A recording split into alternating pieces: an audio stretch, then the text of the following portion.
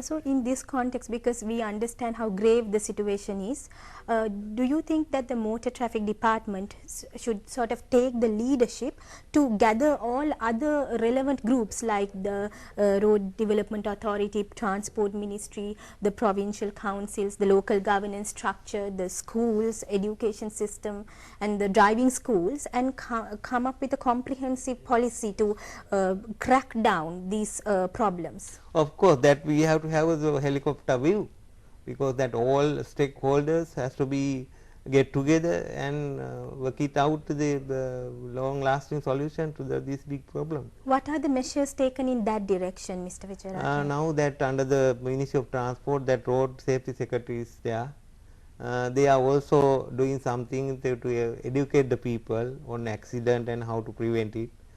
And in the meantime, that measures are there to introduce these accidents and the road traffic rules and motor traffic subject as a subject of curriculum in the school curriculum. In that way, I think that making awareness is the solution for this problem. Now, you were talking about creating awareness. What do you think is the role of the media in creating awareness with respect to the traffic problem and this issue? Several times I have requested the media that give some time spare to elaborate that. Now that Prime TV has taken very innovative step to show the wrong action of the drivers and explain the what the blunder they have done and what is the correct action to be followed. In that way, the Prime TV has taken initiative. Thank you very much. I make use this opportunity to thank Prime TV for that innovative idea. And also, Mr. Wijeratne, now as the Department of Motor Traffic and as the Commissioner General of Motor Traffic, can't you sort of make a strong appeal from the media organizations, that is public and private, to not a mere request, but it has to be the national duty of these channels to sort of do a awareness campaign. It can be running spots, it can be running trailers. Why not consider and see whether, because it's a national duty, as the role of the media, why they can't do a better task? Is it possible for you to? I'm just making a suggestion and wanting to get your idea on it. Yes. I would like to extend a big thanks for raising that questions, because that is a area to be addressed by the media. Because now that being the traffic department, we are not in a position to expend exorbitant amount of money for this broadcasting and telecasting. So, as a national project and national drive, all media has to be taken very seriously this problem and committed and devoted their time and functions and their time for this purpose. Because if we think the war, so much of media coverage was given internationally as well, locally as well, but this serial killer, this invisible killer, invisible hand, just sometimes go unnoticed. So that was the reason for my suggestion. And also, Mr. Wijeratne, following from there, I would also want to ask you the role of the traffic police in this context. I think that traffic police also monitoring the situation, and they are doing their level best to mitigate, and they directed all affairs and oversee the situation. But I think that we have to take much painstaking to solve this problem.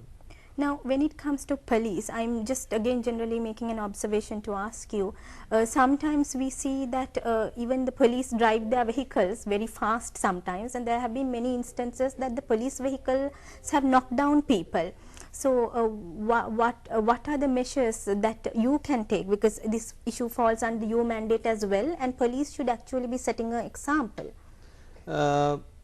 Being the police, they have to set examples. They behave as examples. Then it will be exhibit to others, and if they are doing wrong thing, the rest of the population will follow. So, we have to change the attitude. That I think big issue we have to address and set example.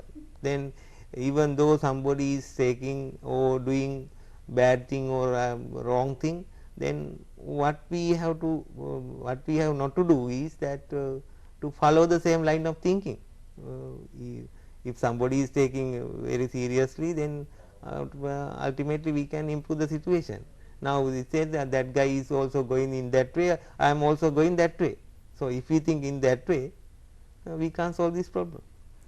So, the other problem is that sometimes when offences are committed and the police do their task, they take the people to task, but if the people are influential, they can always get exempted by the like DIGs and senior police officers. So, we see this also happening, and this is a reason for sometimes not obeying the highway code and like sort of commencing a lot of offences. So, as the Department of Motor Traffic, have you looked into this area as to how to influence these sort of mishaps that are happening? But I think that the gravity and the magnitude of that behavior is not so much, because people are normally saying that if a person is powerful and having some sort of good network, he will be is out.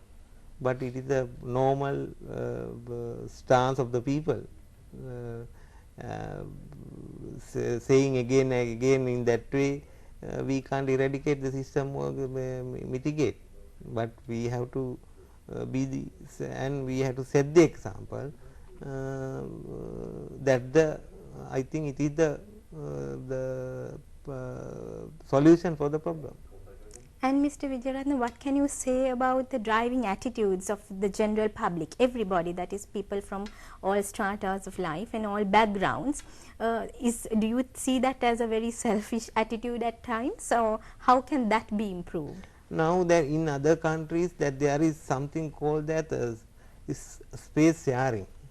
Now in Sri Lanka there is no such system, space sharing, that if somebody take the vehicle, he is driving his vehicle his own way. But in discipline driving we can't eradicate the problem. So we have to have some sort of good system. To have the good system, a strong monitoring arm must be there. So in that way, I think gradually we can get it solved, because now, as you said, within overnight we can't solve the problem, but having changed the attitude of people and making the driving discipline in this way, in the long run, I think we could be get it solved. So, you were referring to a strong monitoring system. Now, if we look at other countries, we sometimes the developed countries, we also see near the traffic lights these city cameras where they sort of track down people. So, is there any measure or any direction, any sort of development in that line to sort of install these cameras, at least in the major cities of Sri Lanka? I would like to say that that some initiatives is there to have this installation of the cameras like Singapore. I think within immediate effect, that means in the near future there would be some cameras in Colombo city. Drive is there. So it will start from Colombo, is it? And then actually that is not coming under the purview of my department, but the police department has taken the initiative under Noradic fund.